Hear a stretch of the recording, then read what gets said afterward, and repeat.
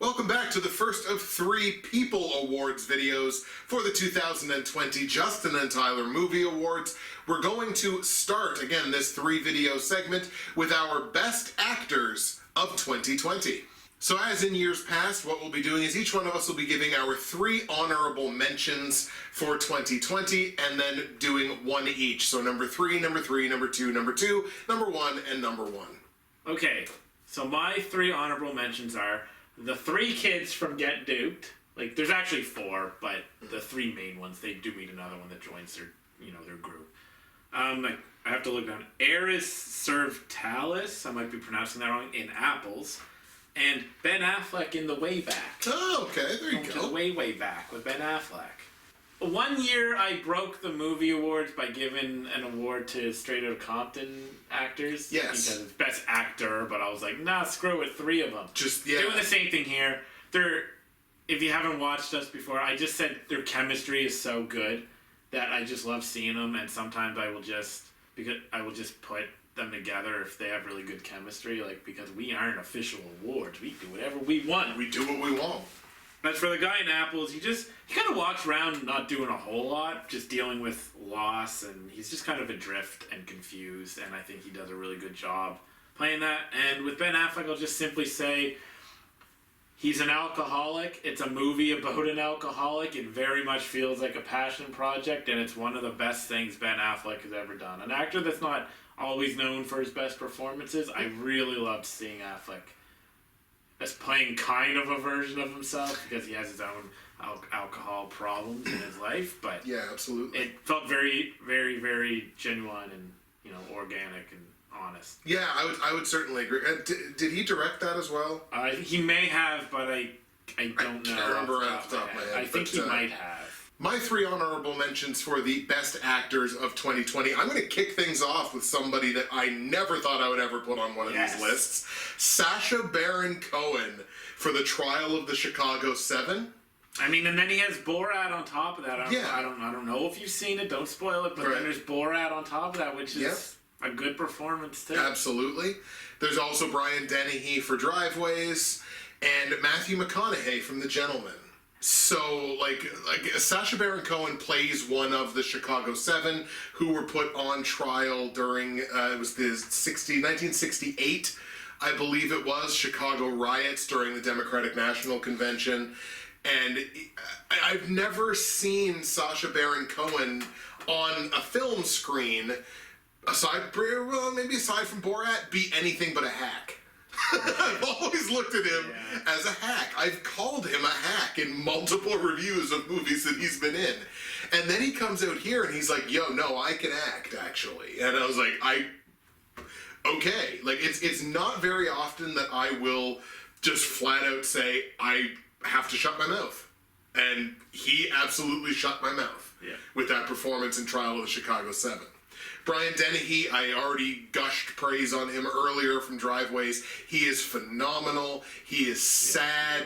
He is resigned to what the rest of his life is going to bring to him, but at the same time, he got to be everything in that one role to that one child and to that family, and just the way he portrays that is so tremendous and was one of the performances that came absolutely out of nowhere. And Matthew McConaughey's just built to be in Guy Ritchie movies. He fits Guy Ritchie's style of movie so perfectly, especially in this role that he gets to play, where he basically just gets to play himself. I thought he was tremendous in The Gentleman. My number 3 is Mads Mikkelsen from In Another Round. Ah, yes. This guy pretty much did it all in this one. He was vulnerable, angry, bored, and depressed, and he never really overplayed any of it. And I gotta be honest, I think the guy just kind of looks cool. Yeah. Not that that's why he's given this, obviously, but I think the guy just looks cool. But so then when you see this cool-looking guy actually kind of just doing things, I don't know. He's just very convincing. And I wouldn't say I've been a big fan of his, but over the years I've been slowly becoming a bigger fan. Yeah. Of his, because I've seen a few movies with him that I think, geez, like he's quite a good actor. So yeah, so Mads Mikkelsen is my number twee. And it's funny because he also, I know we don't do video games; it's movie awards, but like he's one of the primary antagonists in the Kojima game Death Stranding, and he actually he fits that role. Yeah. In Death Stranding, really, really well. He's very versatile. Yeah, he has a look too that allows him to kind of be like menacing and sympathetic just by looking. Yeah, just by being. He's kind of naturally gifted in that regard that not everyone can say. My number 3 best actor of 2020 is going to be a quick one because I had already talked about him a little bit earlier. It's Charlie Plummer for World's Words on Bathroom Walls. Sorry about that. Again, high schooler who plays a paranoid schizophrenic. Plays really well off of his eventual love interest in the movie, and I gotta double check her. I want to get her name right. Taylor Russell, and she's actually a bit of a firecracker, maybe to keep an eye on in the future. She plays her role really well in this as well. But the way he plays that role with grief and sensitivity. And like just taking the role seriously at a relatively young age. Like I mentioned, he's 21, but doesn't look any older than the 17-year-old that he's playing. I just thought it was a tremendous performance that really anchors a movie that's got some unbelievable things in it, but it anchors in reality because of his performance. So Charlie Plummer's my number 3. Yeah, all right. I wish I could add something. I'm just finding it interesting because you're revealing how your list may pan out. It's now true. This is a couple awards to this movie, so sometimes I find this interesting. So my number 2 is Chadwick Boseman in Ma Rainey's Black Bottom, and he was also good in The Five Bloods, I guess, but it's mostly for Ma Rainey. It's so boring to give it to a guy in his final performance because it reeks of that. He's dead. We have to give him an award, right? Type of thing. But this performance, easily the best thing he's ever done. Although I'm not some expert on the guy, I'm not going to pretend to have seen every one of his movies, or even that I'm like especially a fan of him. I like him just fine, but he was amazing. Like, he managed to play a character that was kind of insufferable at times, but a little charming and endearing, but a little demented, as you find out later in the movie. And he played all of this with such charisma. Yeah. And yeah, it's if you're gonna go out with a performance, you might as well go out with this one, right? Because I really loved watching every second that he was on screen. And you try not to fall into that trap of like, okay, while he was making this movie, he's suffering for real, exactly. real. And you try not to fall into that trap because it's like, it feels like the easy way out. Yeah. But then it's like you can't watch that performance and tell that he was feeling the way he was feeling. No. Right? And maybe that's a sign of good editing, but I think it was probably just a sign of the performance. My number 2 best actor of 2020 goes to Michael B. Jordan for his performance in Just Mercy.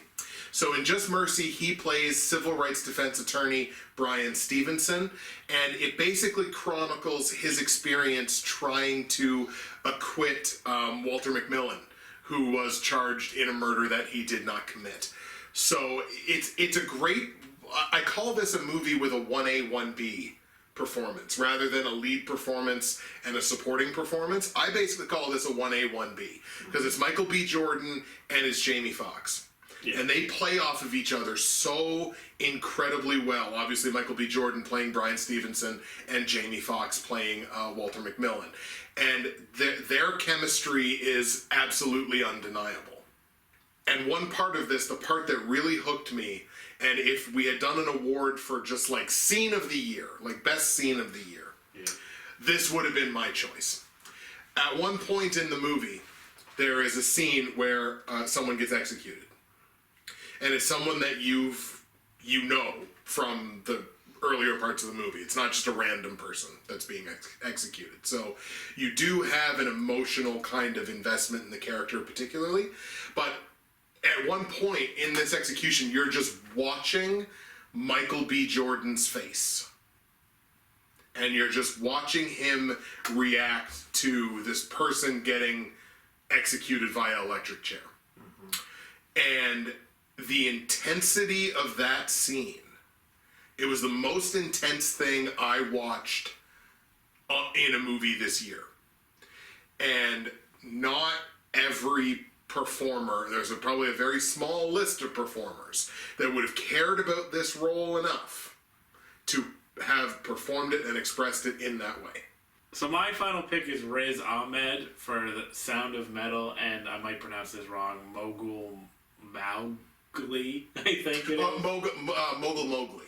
Mogul Mowgli. Yeah. I'm gonna have a really hard time pronouncing that, so I'm just gonna, from this point on, it's MM. Momo. Yeah, Momo. fair enough.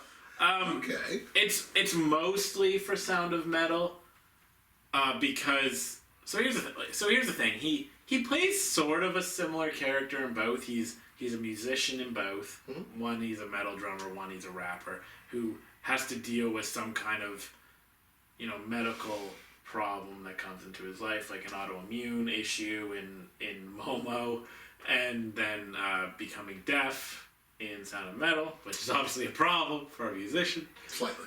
And so while the characters are somewhat similar in that regard, and in Momo, he actually is a rapper, I found out, in real life, so it's a bit less of a stretch for him, but he still did a lot of emotional heavy lifting in Momo. Mm-hmm. But like Sound of Metal, he just did all of that, but he did it even better, and he was getting recognition all over the place. Yeah.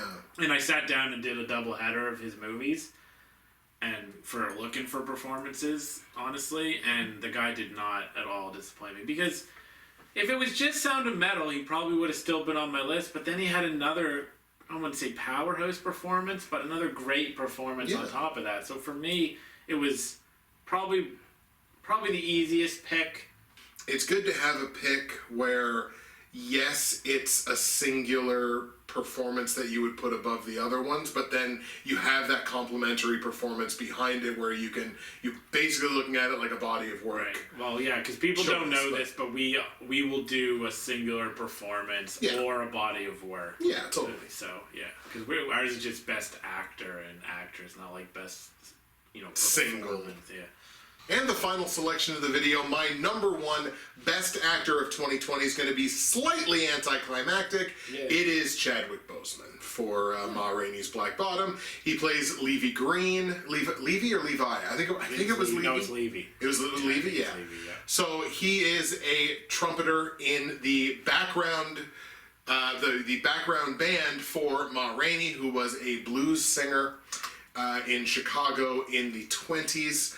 And the way, look, it's inescapable this is one of those situations where you can't fully separate what the actor is going through in real life from the performance. You can't fully separate it. You try to separate it as much as you can for the sake of being fair. But you can't fully separate the two, I don't think, anyway. So it's tough not to fall into the romance well of the fact that this was his last performance. Yeah. But the way that Chadwick juxtaposed this brash overconfidence, and that's what it was. The whole thing, like, he's overconfident in his abilities as a trumpeter, as a musician, as a musical genius, like that's what he is, and he's cocky about it, and he's arrogant about it with his contemporaries. Not, of course, with the people he's trying to sell his music to, but with his contemporaries, he's just like, I'm the greatest thing in the world. The way he juxtaposes that with, like, crippling vitriolic sadness. Yeah, it really is. Like, he has a couple of moments in this performance where he just goes off. And I'm sure this movie's going to show up later. So he just goes absolutely off about things that has happened in his past, and just the sadness and the anger and the fact that he can just turn on a dime in his performance. I said it about Michael B. Jordan. There's not a lot of people that can do that, and I will so desperately miss Chadwick Boseman as a performer. There you have it, folks. Riz Ahmed and Chadwick Boseman wind up the #1 Best Actors of 2020, according to the 2020 Justin and Tyler Movie Awards. And we'll swing around to the next video where we will talk about the ladies, the Best Actresses of 2020.